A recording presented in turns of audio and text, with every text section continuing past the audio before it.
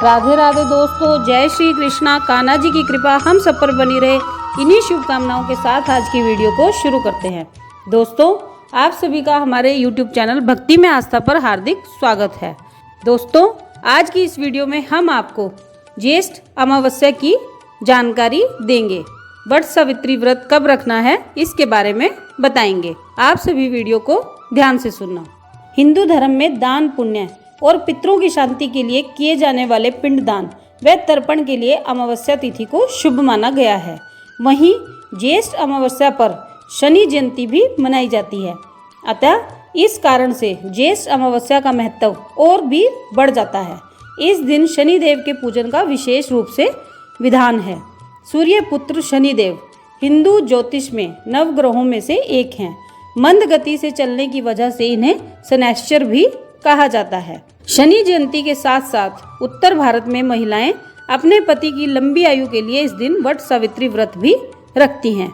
अमावस्या तिथि 9 जून 2021 दोपहर 2 बजे से शुरू हो रही है और 10 जून शाम को 4:24 तक रहेगी। इसलिए वट सावित्री व्रत 10 जून 2021 दिन वीरवार को रखा जाएगा। ज्येष्ठ अमावस्या पर दान धर्म पिंडदान के साथ साथ शनि देव का पूजन और वट सावित्री व्रत भी रखा जाता है। इस दिन होने वाले धार्मिक कर्मकांड इस प्रकार हैं। इस दिन नदी, जलाशय या कुंड आदि में स्नान करना चाहिए और सूर्य देव को अर्घ्य देकर बहते जल में तिलों को प्रवाहित करना चाहिए। अगर किसी नदी या जलाशय में स्नान नहीं कर सकते तो घर में ही गंगा जल डालकर नहा लेना चाहिए। यदि गंगा जल भी उपलब्ध नहीं है तो नहाते समय सिर्फ गंगा मैया को याद कर लेने से भी गंगा स्नान के बराबर पुण्य मिल जाता है। पितरों की आत्मा की शांति के लिए पिंड दान करें और किसी गरीब व्यक्ति को दान दक्षिणा दें। शनि देव को कड़वा तेल, काले तिल, काले कपड़े और नीले पुष्प चढ़ाएं। शनि चालीसा का पाठ करें। वट सावित्री का व्रत रखने वाली महिलाओं को इस दिन यम देवता की पूजा भी करनी चाहिए और यथाशक्ति दान दक्षिणा देनी चाहिए और सावित्री सत्यवान की कथा का श्रवण जरूर करना चाहिए। पौराणिक मान्यताओं के अनुसार ज्येष्ठ अमावस्या पर शनि देव का जन्म हुआ था, इसलिए ज्येष्ठ अमावस्या का धार्मिक महत्व और भी बढ़ जाता है। वैदिक ज्योतिष में शनि देव सेवा और कर्म के कारक हैं। अतः इस दिन उनकी कृपा पाने के लिए विशेष पूजा अर्चना की जाती है। शनि देव न्याय के देवता हैं। उन्हें दंड अधिकारी और कलयुग का न्यायाधीश कहा गया है। शनि देव शत्रु नहीं हैं, बल्कि संसार के सभी जीवों को उनके कर्मों का फल प्रदान करते हैं। शनि देव के जन्म से संबंधित एक पौराणिक कथा बहुत प्रचलित है। इस कथा के अनुसार शनि सूर्य देव और उनकी पत्नी छाया के पुत्र हैं। सूर्य देव का विवाह संज्ञा से हुआ था और उन्हें मनु, यम और यमुना के रूप में 3 संतानों की प्राप्ति हुई। विवाह के बाद कुछ वर्षों तक संज्ञा सूर्य देव के साथ रही, लेकिन अधिक समय तक सूर्य देव के तेज को सहन नहीं कर पाई। इसलिए उन्होंने अपनी छाया को सूर्य देव की सेवा में ही छोड़ दिया और कुछ समय बाद छाया के गर्भ से शनि देव का जन्म हुआ। हालांकि सूर्य देव को जब यह पता चला कि छाया असल में संज्ञा नहीं है तो वे क्रोधित हो उठे और उन्होंने शनि देव को अपना पुत्र मानने से इनकार कर दिया। इसके बाद से ही शनि और सूर्य पिता पुत्र होने के बावजूद भी एक दूसरे के प्रति बैर भाव रखने लगे। ज्येष्ठ अमावस्या पर सौभाग्यवती स्त्रियां अपने पति की लंबी आयु के लिए व्रत रखती हैं, जिसे वट सावित्री व्रत भी कहा जाता है। यह सौभाग्यवती स्त्रियों का प्रमुख पर्व है। हालांकि इस व्रत को कुंवारी और विधवा महिलाएं भी कर सकती हैं। इस व्रत का पूजन ज्येष्ठ अमावस्या को किया जाता है। इस दिन महिलाएं बरगद के वृक्ष का पूजन करती हैं। यह व्रत स्त्रियां अखंड सौभाग्यवती रहने की मंगल कामना के लिए करती हैं। इस दिन सत्यवान सावित्री की यमराज के साथ पूजा की जाती है। आपको बता दें कि इस बार अमावस्या के दिन ही सूर्य ग्रहण भी लगेगा, जो कि साल 2021 का पहला सूर्य ग्रहण होगा। हिंदू धर्म में वट सावित्री व्रत का विशेष महत्व होता है। इस दिन सुहागिनें पति की लंबी आयु और संतान के उज्जवल भविष्य के लिए व्रत व पूजा अर्चना करती हैं। हिंदू पंचांग के अनुसार वट सावित्री व्रत हर साल ज्येष्ठ मास के अमावस्या को रखा जाता है। इस साल यह तिथि 10 जून दिन गुरुवार को पड़ रही है। मान्यता है कि इस व्रत को करने से अखंड सौभाग्य और संतान की प्राप्ति होती है। वट सावित्री व्रत की पूजा में सावित्री सत्यवान की मूर्तियाँ, धूप, दीप, घी, बांस का पंखा, लाल कलावा, सुहाग का सामान, कच्चा सूत, भिगोया हुआ काला चना, बरगद का फल, जल से भरा कलश आदि शामिल करना चाहिए। मान्यता है कि माता सावित्री अपने पति सत्यवान के प्राणों को यमराज से छुड़ाकर ले आई थी। इस दिन बरगद के वृक्ष की पूजा का विशेष महत्व होता है। मान्यता यह भी है कि इस वृक्ष में ब्रह्मा, विष्णु और महेश तीनों देवताओं का वास होता है। ऐसे में इस वृक्ष की पूजा से तीनों देवताओं का आशीर्वाद प्राप्त होता है। साथ ही अखंड सौभाग्य के साथ साथ संतान प्राप्ति का आशीर्वाद मिलने की भी मान्यता बताई गई है। वट सावित्री व्रत के पावन दिन पर सुबह जल्दी उठकर स्नान आदि से निवृत्त होने के बाद घर में पूजा स्थल पर दीप धूप प्रज्वलित करें और व्रत का संकल्प लें। इसके बाद टोकरी में समस्त पूजन सामग्री के साथ सावित्री और सत्यवान की मूर्ति लेकर वट वृक्ष की पूजा के लिए जाएं। वहां वृक्ष के नीचे सावित्री और सत्यवान की मूर्ति को स्थापित कर मूर्ति और वृक्ष पर जल अर्पित करें। इसके बाद सभी पूजन सामग्री चढ़ाएं। अब लाल कलावा को वृक्ष में 7 बार परिक्रमा करते हुए बांधें। उसके बाद व्रत कथा सुने। उसके बाद आरती करें और हाथ जोड़कर प्रणाम करें। चलिए अब आपको वट सावित्री व्रत की कथा सुनाती हूँ। भद्र देश के एक राजा थे जिनका नाम अश्वपति था। भद्र देश के राजा अश्वपति के कोई संतान नहीं थी। उन्होंने संतान प्राप्ति के लिए मंत्रोच्चारण के साथ प्रतिदिन 1 लाख आहुतियां दी।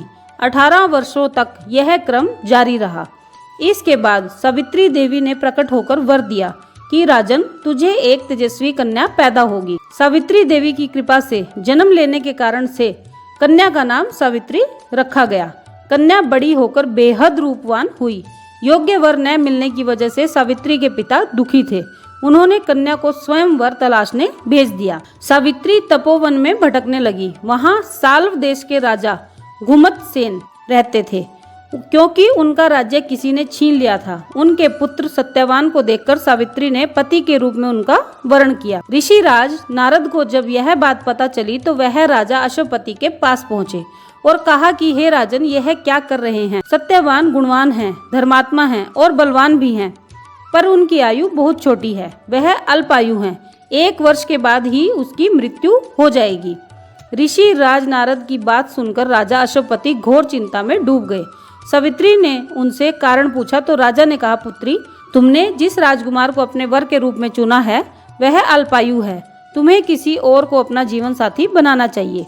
इस पर सावित्री ने कहा कि पिताजी, आर्य कन्याएं अपने पति का 1 बार ही वर्ण करती हैं। राजा 1 बार ही आज्ञा देता है और पंडित 1 बार ही प्रतिज्ञा करते हैं और कन्यादान भी 1 ही बार किया जाता है। सावित्री हट करने लगी और बोली, मैं सत्यवान से ही विवाह करूंगी। राजा अश्वपति ने सावित्री का विवाह सत्यवान से करा दिया। सावित्री अपने ससुराल पहुंचते ही सास ससुर की सेवा करने लगी। समय बीतता चला गया। नारद मुनि ने सावित्री को पहले ही सत्यवान की मृत्यु के दिन के बारे में बता दिया था। वह दिन जैसे जैसे करीब आने लगा, सावित्री अधीर होने लगी। उन्होंने 3 दिन पहले से ही उपवास शुरू कर दिया।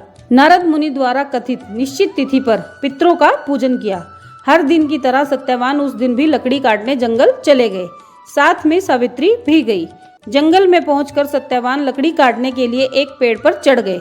तभी उसके सिर में तेज दर्द होने लगा। दर्द से व्याकुल सत्यवान पेड़ से नीचे उतर गए। सावित्री अपना भविष्य समझ गई। सत्यवान के सिर को गोद में रखकर सावित्री सत्यवान का सिर सहलाने लगी। तभी वहां यमराज आते दिखे। यमराज अपने साथ सत्यवान को ले जाने लगे। सावित्री भी उनके पीछे पीछे चल पड़ी। यमराज ने सावित्री को समझाने की कोशिश की कि यही विधि का विधान है, लेकिन सावित्री नहीं मानी। सावित्री की निष्ठा और पति परायणता को देखकर यमराज जी ने सावित्री से कहा कि हे देवी, तुम धन्य हो, तुम मुझसे कोई वरदान मांगो। सावित्री ने कहा कि मेरे सास ससुर वनवासी और अंधे हैं, उन्हें आप दिव्य ज्योति प्रदान करें। यमराज ने कहा, ऐसा ही होगा, जाओ अब लौट जाओ। लेकिन सावित्री अपने पति सत्यवान के पीछे पीछे चलती रही। यमराज ने कहा, देवी तुम वापस जाओ। सावित्री ने कहा, भगवान, मुझे अपने पति देव के पीछे पीछे चलने में कोई परेशानी नहीं है, पति के पीछे चलना मेरा कर्तव्य है। यह सुनकर उन्होंने फिर से उसे एक और वर मांगने के लिए कहा। सावित्री बोली, हमारे ससुर का राज्य छिन गया है, उसे पुनः वापस दिला दें। यमराज ने सावित्री को यह वरदान भी दे दिया और कहा, अब तुम लौट जाओ। लेकिन सावित्री पीछे पीछे चलती रही। यमराज ने सावित्री को तीसरा वरदान मांगने को कहा। इस पर सावित्री ने 100 संतानों और सौभाग्य का वरदान मांगा। यमराज ने इसका भी आशीर्वाद सावित्री को दे दिया। सावित्री ने यमराज से कहा कि प्रभु, मैं एक पतिव्रता पत्नी हूँ और आपने मुझे पुत्रवती होने का आशीर्वाद दिया है। यह सुनकर यमराज को सत्यवान के प्राण छोड़ने पड़े। यमराज अंतर्ध्यान हो गए और सावित्री उसी वट वृक्ष के पास आ गई जहाँ उसके पति का मृत शरीर पड़ा था। सत्यवान जीवित हो गए और दोनों खुशी खुशी अपने राज्य की ओर चल पड़े। दोनों जब घर पहुंचे तो देखा कि माता पिता को दिव्य ज्योति प्राप्त हो गई है। इस प्रकार सावित्री सत्यवान चिरकाल तक राज्य सुख भोगते रहे। अतः पतिव्रता सावित्री के अनुरूप ही प्रथम अपने सास ससुर का उचित पूजन करने के साथ ही अन्य विधियों को प्रारंभ करें। वट सावित्री व्रत करने और इस कथा को सुनने से उपवासक के वैवाहिक जीवन या जीवन साथी की आयु पर किसी प्रकार का कोई संकट आया भी हो तो वो भी टल जाता है। तो दोस्तों, ये थी ज्येष्ठ कृष्ण अमावस्या और वट सावित्री व्रत की सारी जानकारी जो हमने आपको सुनाई। आप सभी ने वीडियो को ध्यान से सुना, इसके लिए आपका धन्यवाद। आज की वीडियो में बस इतना ही। कल फिर मिलते हैं एक और नई वीडियो के साथ। तब तक स्वस्थ रहिए, मस्त रहिए और अपना और अपनों का ख्याल रखिए। राधे राधे दोस्तों, जय श्री कृष्णा, जय माता दी।